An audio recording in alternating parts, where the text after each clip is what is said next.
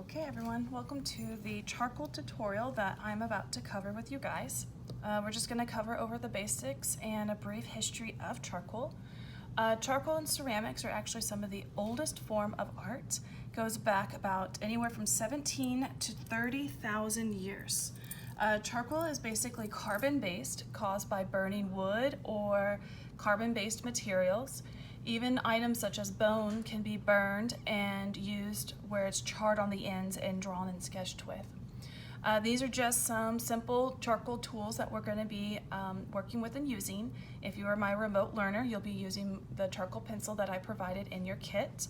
You should also have a white charcoal pencil. Now, white charcoal is actually impossible to make because as you burn items and create them into carbon, they go black. So if it's white, it's actually a pastel. So it's not even really in the charcoal family, but they just call it white charcoal or a white pastel pencil.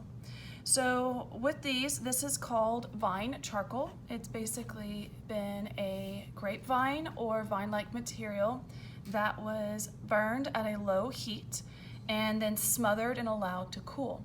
This is extremely soft. Just by pinching it, you can break and crumble this. It is really good to cover a large area. It's going to leave behind a lot of dust residue, so then you can use your fingers and blend and smudge and push it around the surface. This is compressed charcoal. These are sticks that have been where they basically pulped the wood, made it into bricks, and then burned them. This is kind of similar to the charcoal briquettes that you use for barbecuing. It's a lot harder. It's good for drawing with a lot more smaller details if you want to create trees or grass or areas like that that you want more concentrated, darker pigment, you'll use these.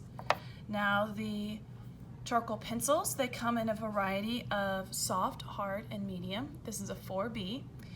These give you a lot of controls, just like you can with a pencil, and you're able to sketch and create eyes, nose, mouth, animals, creatures, and it just allows you to control the medium a lot better.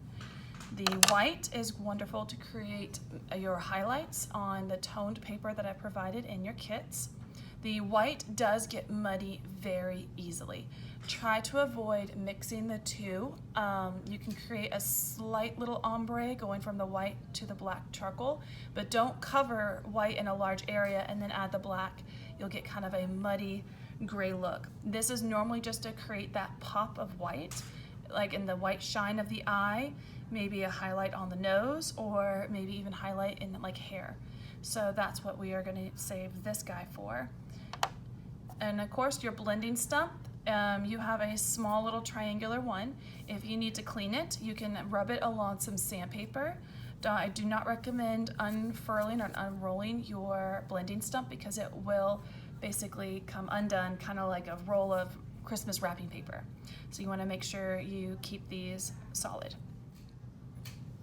All right, to start off with the vine charcoal, as you can see, it's extremely soft. You can create a brief value tornado. So as I'm holding the paper, it's not going to be as dark or pigmented as the compressed charcoal. I pinch the pieces between my thumb, middle, and forefinger so that I have a good grip on it, and then I'm wearing down the side of it to create a nice broad flat surface. Now you're going to slowly lift up on your pressure, and you're going to go lighter and lighter and lighter until it almost disappears. Now with graphite, I told you not to mix with your finger. With pastels and charcoal, you absolutely may use your fingers to blend.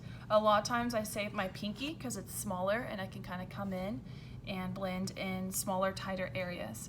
So as I'm coming in, I'm now smoothing out that value tornado, and now it's just basically what is the residue left onto my finger. So as we are shading, it's a lot easier to transition with charcoal. Graphite pencils, it's more of the graphite and the clay that is mixed into the medium, and it's a lot harder to kind of blend and smudge because it basically works into the fibers of the paper. Charcoal sits more on the surface of the paper. So As we keep on working, we're gonna now go to the compressed, and you'll immediately see the saturation difference. It even sounds different. And you can see all the dust that comes up from it. Same thing, I'm gonna smudge and blend, and then slowly transition it, and it's even grittier. You can just feel the big difference. Now, one thing I don't like to do is breathe in and then blow out that dust. What that does is it puts that dust particles in the air, and your partner or people or you end up breathing that back into your lungs. So that's a no-no. And you don't want to take your hand and swipe it, because if you do, you end up swiping your paper and ruining your project. So those are things that you want to avoid. The best way is to kind of clear off your surface. You can walk over to a trash can or an area, and you can just kind of do tap, tap, tap, and then that's one way to remove the residue that you do not want. All right, so now with the pencils, as you can see, hold it further back. You're not in math class where you need to hold it to the pen, to the very end of it. Hold it about midpoint. You can shift it further out so that you get that better range of motion. This is pretty brand new, so I think I'm gonna hold it in the middle. And right away, it's kind of in the middle. It doesn't have the dark, dark saturation as the compressed, and it doesn't have the lighter, more easily smudge ability as the vine. Same thing, going lighter, lighter, lighter is my pressure. Don't press too hard with the charcoal pencil, because you will break the end of this. Avoid dropping this pencil, because if you drop it, the charcoal inside this wooden cavity will break. And then that's when you just constantly sharpen your charcoal pencil, and the charcoal on the end keeps on breaking off. So please avoid dropping these. If you get to the point where it is just every time you sharpen, it basically keeps on breaking and breaking on you, get a little X-Acto knife, box cutter, or a sharp knife, and you can use that to shave down the wooden part, and then that just leaves you more of the charcoal on the end. A lot of artists working with charcoal, they just pretty much only sharpen using a sharp blade. Totally up to you. Now, as you can see, it's very messy, which kind of makes it fun and more hands-on. Does not have all the dust and carbon based as the compressed. It's a little bit less messier. That's why I wanted to provide it in your guys' kits. And as you can see, it still leaves my streaky marks. And then, just because my fingers are messy, it starts to blend in there. So as you can see, the combination of the three. If you want to go and purchase your own vine charcoal, your own compressed charcoal, you may. And then we're just going to be using mostly the pencils for our activities. Alrighty, what we're going to be working with is, we just kind of did our value tornadoes. Now you're going to take your charcoal pencil, and you're going to create a chiaroscuro ball. Now remember, you're going to use kind of the curvature of your hand. I want to see these about maybe fist size. And just use the charcoal pencil. You don't need a number 2 pencil or a 6B pencil. And I like to rotate my paper so that I can get that natural curve and arc of my hand.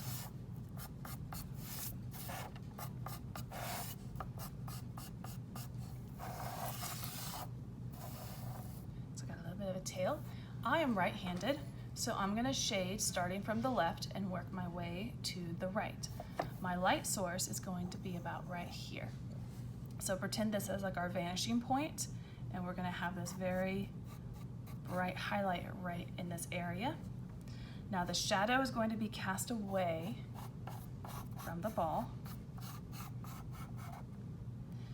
We don't want our ball floating in the middle of the air, so you may use your ruler that's in your kits or another piece of paper. Alrighty, so we did a chiaroscuro ball for the graphite pencils, and that's perfectly fine. This is basically practice, so your coach is always going to ask you to practice your warm-up drills. And same thing with band or orchestra, you gotta practice your instruments. And just like with art, you need to practice using with the medium. And this will be a grade, and make sure you upload this finished chiaroscuro ball on your progress slides. and I really do appreciate you guys taking the time and effort to upload your images through that PowerPoint slide, because it puts it all in one spot for me to find. I don't have to click on every single student on multiple assignments. I can literally just see it all right there in a slide format. And I know it's a little bit more work for you guys, but it makes it really easy for us to grade and look at what you're doing and also help you if you need it. Cropping out, you know, negative space, or help you with your photo references and things like that. Now, as I'm shading, a good way to remember is if you had a pebble and you drop it in some water and it creates this rippling effect, okay? So if this is my light source, this is going to be a highlighted spot about kind of right in this area. So this is going to be a circle, and we're going to radiate out just like a pebble being dropped in water, and eventually it's going to create a C shape because we're now shading inside the ball and we're not going to be shading outside the ball. So you're going to get a circle like this, and we're going to shade slowly, working our way out from that center point. Pretty soon we're just going to use our finger or the blending stump. If you don't like the messiness of charcoal, you can take a paper towel and wrap it around your fingers, and that's perfectly fine.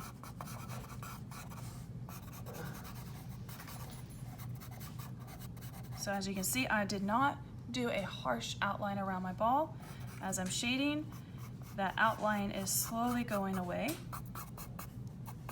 I'm not pressing hard with the pencil. I'm not doing quick little movements. And I'm just working around and around and around. Do not use your gray paper for this warm-up, because that gray paper is for your next assignment. And as I'm moving around, I'm not yet blending.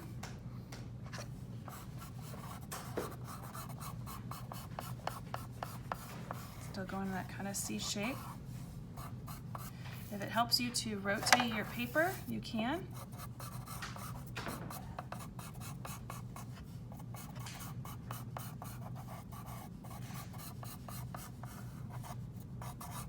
Keep on going, keep on going.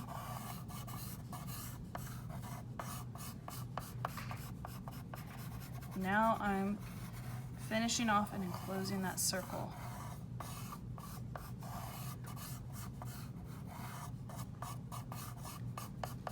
Pretty much at this point, I'm going to stop and start now blending. And where I need to add more pigment, I can. Now I can go a little bit faster. I'm holding my pencil more to its side. Some artists do a combo of charcoal and graphite.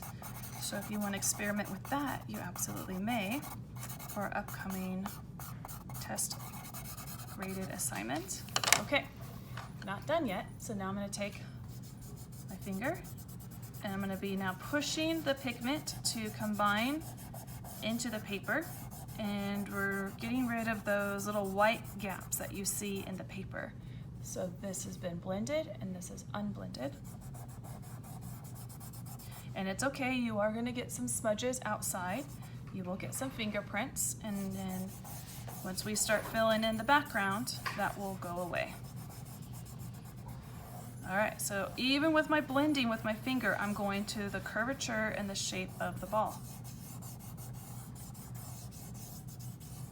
Keep on going. Now I'm going to come back in. It's kind of smudged in this little area, so I'm just going to come back over with one more.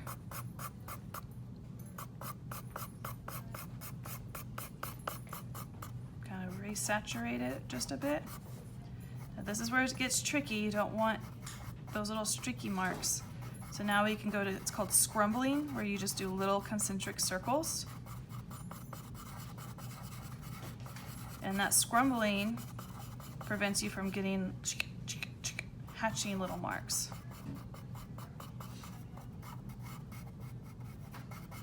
So just scrumble, scrumble, scrumble.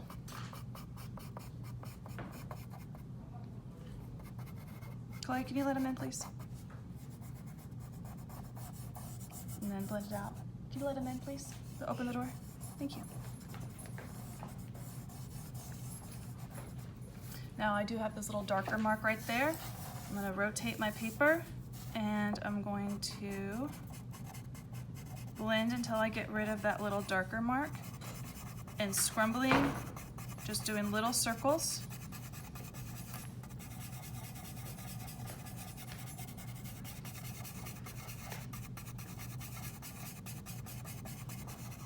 And then as you can see, that started to go away.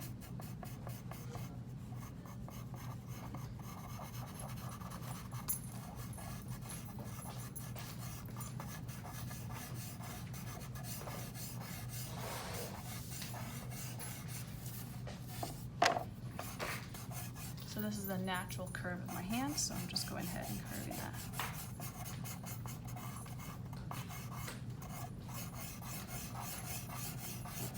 Slowly getting there, and I haven't even needed to sharpen my charcoal pencil yet.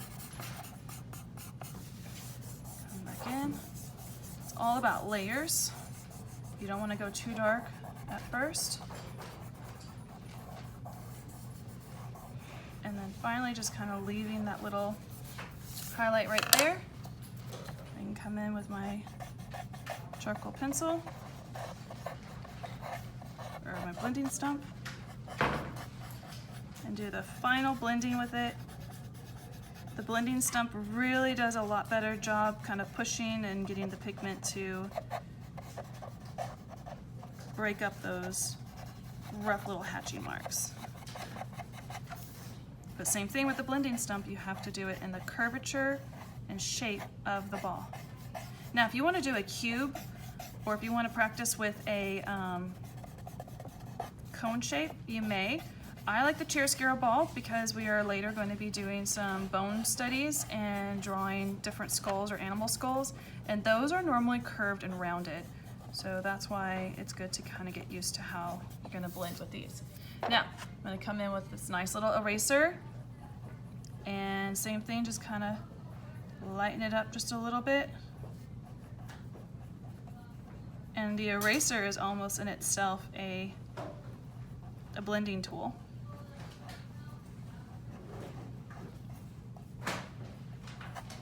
And it just helps with that kind of ombre transition from white to gray to the darker shadows.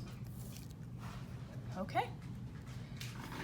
Then pretty much next you're going to be doing the shadow. Make sure the shadow fades away. As you can see my shadow right here, it starts off more concentrated and then it fades off to the paper.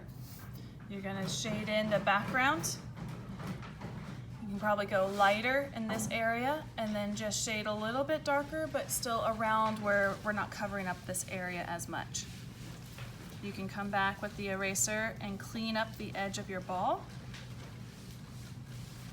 And then if you have like little excess fingerprints that you don't want to show up while you're shading the background, that's perfectly fine too. All right, don't forget to take a picture of your finished chiaroscuro ball with the shadow, the ground, and the background all shaded in. Thank you.